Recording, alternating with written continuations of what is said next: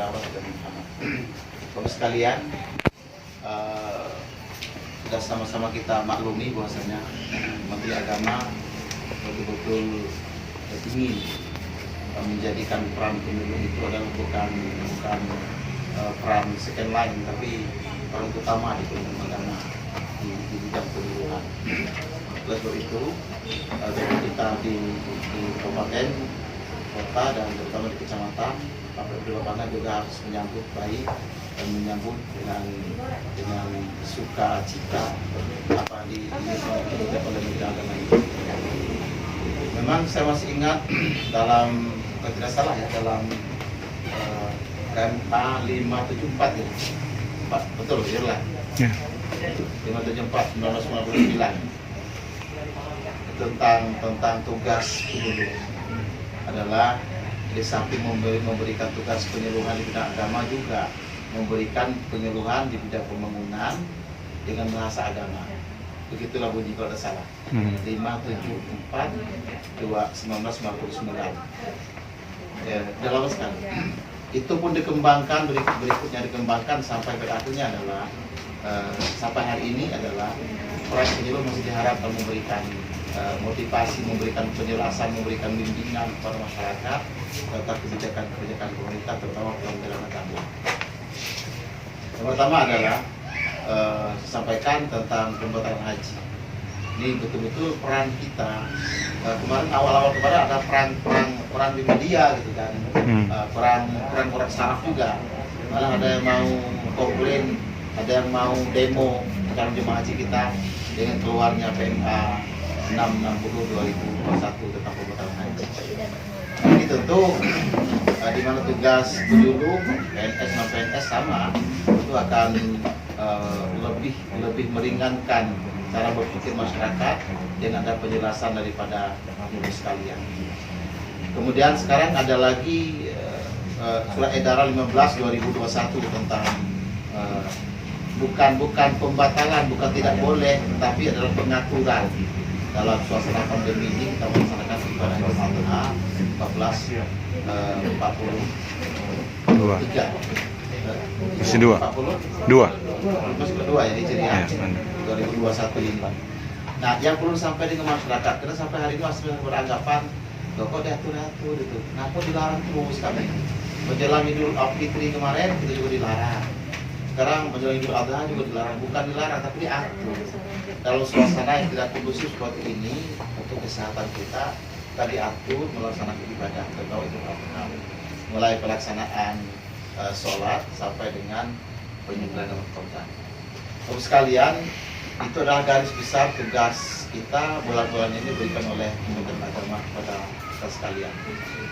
Nah, tapi tentu dari Kementerian Agama menyampaikan ini tidak mungkin bisa langsung ke lapangan.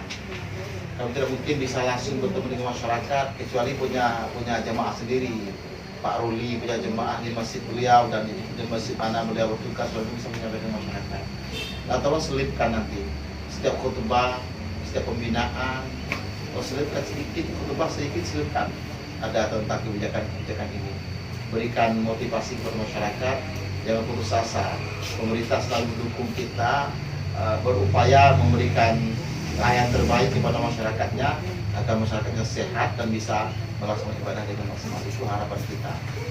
Oleh sebab itu kembali dengan peran penyuluh, memang sengaja hari ini kami kumpulkan penyuluh PNS dan penyuluh non PNS. Nanti dalam kegiatan revitalisasi KUA, ini peran penyuluh ini tidak main-main lagi, gitu kan. Betul-betul kita berkaitan dengan penyuluhan agama saja. Kalau di daerah kemarin kami baru mengangkat penyuluh di KAU, saya tekankan waktu itu masih di guru ngaji, karena di daerah, di desa-desa itu masih rata-rata, kalau saya katakan rata-rata anak belum bisa ngaji.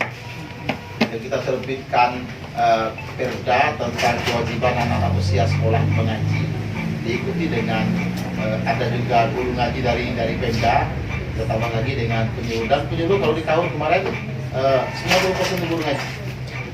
90% guru ngaji. Nah, di kota sekira sudah berapa persen ya? Sudah banyak ke arah ke penyuluhannya. Karena di kota orang sudah bisa mencari guru ngaji, dan juga banyak guru ngaji didapatkan jika diminta oleh orang tua di kota. Beda dengan di daerah. Nah, sebab itu peran penyuluhan ini tentu sangat vital di dalam tugas keseharian Kementerian Agama. Kalau tanpa ada bapak-bapak itu sekalian memberikan penjelasan pada masyarakat, itu tadi kan terpotong, ada istilah ada cuplikan. Nah, cuplikan bahaya.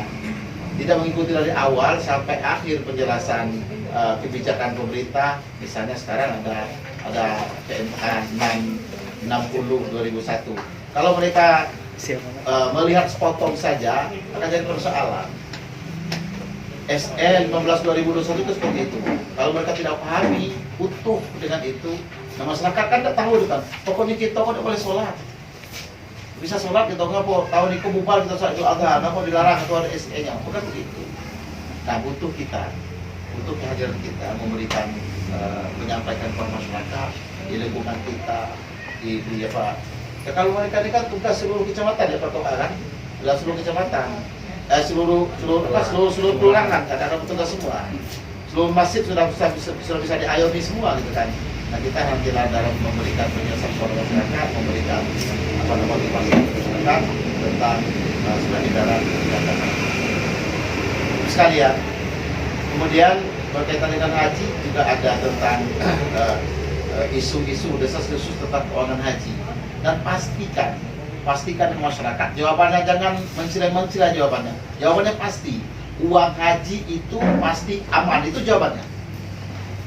Entah pak, raso-rasonya langsung itu uang manian tuh, nggak ada apa nih ya? Karena kita sudah punya BPKH, dikelola secara profesional, itu kan ketua BPKH kan di mantan Dirjen Haji Abimayu itu luar biasa soal orang ahli keuangan di pengelola itu, dan sudah 2 kali diaudit kita BPKH, dua kali diaudit semuanya OTP wajar tanpa kepercayaan. Dana haji kita aman, disampaikan ke masyarakat, jangan ragu-raguin daftar haji 200.000 kemarin memang di kota sampai 2 minggu tidak ada pendaftaran haji. Tidak ada masalah kata-kata tersebut. Tanya pun tidak. Nah sekarang udah mulai pulih lagi. Apa artinya? Pengaruh luar biasa besar. Karena ada Rizal Ramli misalnya ngomong, orang tahu Rizal Ramli itu kan ekonom, ahli ekonomi. Dia ngomong gini. Padahal kan bukan dengan data sesungguhnya. Ada paham melihat isi dalam nggak tahu. Kan?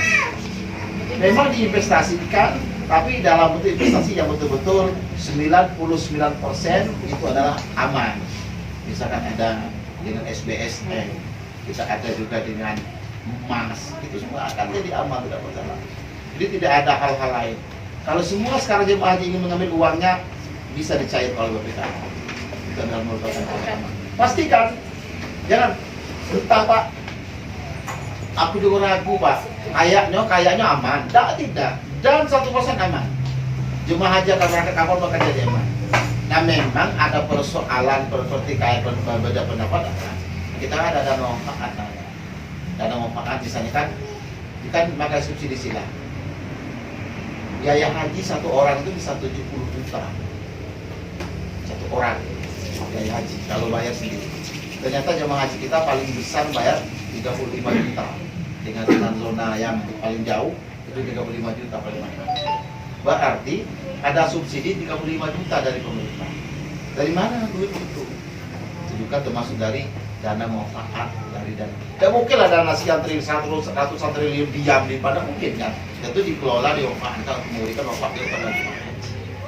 Nah ini adalah menjadi bahasan juga di kalangan masyarakat tentang keabsahan atau Rocky Gerung. Kan ada Rocky Gerung. Kan dekat rumahku tinggal. Jadi menurut Rocky Gerung, kita ini punya BPN nih. Nah, dana haji itu kata dana halal. Nah, dicampur dengan dana halal. Dengan dana lendir kalau itu kan dana haji itu menjadi tidak halal. Itu kan logika Rocky Gerung yang tidak paham tentang seluk-beluk dana haji sesungguhnya. Bisa saja berlogika seperti itu, sah-sah saja berlogika seperti itu, tapi kita juga punya alasan bahwasanya logika itu juga tidak seluruhnya benar. karena ada alasan-alasan lain yang bisa kita melakukan mengelola dana itu menjadi halal, menjadi sah, karena MUI juga sudah menyetujui apa yang boleh, tidak sembarang. Pokoknya sekali lagi pastikan kalau jemaah menanya dengan kita ada pertanyaan dana haji aman, tidak ada masalah. Pastikan itu, insya Allah tidak ada masalah.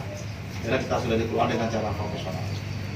Bapak sekalian, oleh sebab itu selalu memberikan penyuluhan dan kalau nanti Koruru, kecamatan dan kepala KUA betul-betul kawan-kawan kita dipelajari tugas-tugas penyuluhannya, pilihan penyuluhannya. Kita berkeinginan adalah memberikan penyuluh dengan maksimal sesuai dengan bahasa dan kemampuan dari penyuluh yang bersangkutan. Kalau memang dia hanya bisa ngajar ngaji, kebetulan sudah jadi penyuluh silakan, tapi itu betul gitu kan. Tapi bukan satu tempat aja. Ngajar ngaji cuma di rumahnya itulah. Nggak jadi penyuluh gitu kan. Anak sendiri pun diajar. Ada itu. Waktu saya ketemu kan, tes, udah berapa binaan? Oh ada Pak, di mana? Di rumah tuh lah Pak. Muridnya, anakku 3 orang, anak tangga 2 orang, kata gini-gininya untuk jadi penyuluh itu kan. Kita kan skupnya kan kelurahan kecamatan gitu kan. Nah pastikan nanti koordinator dan kemudian kita penyuluh PNS. Penyuluh PNS lebih sekarang di berapa orang? 4 orang. Kelurahan berapa? 9. Kelurahan 6.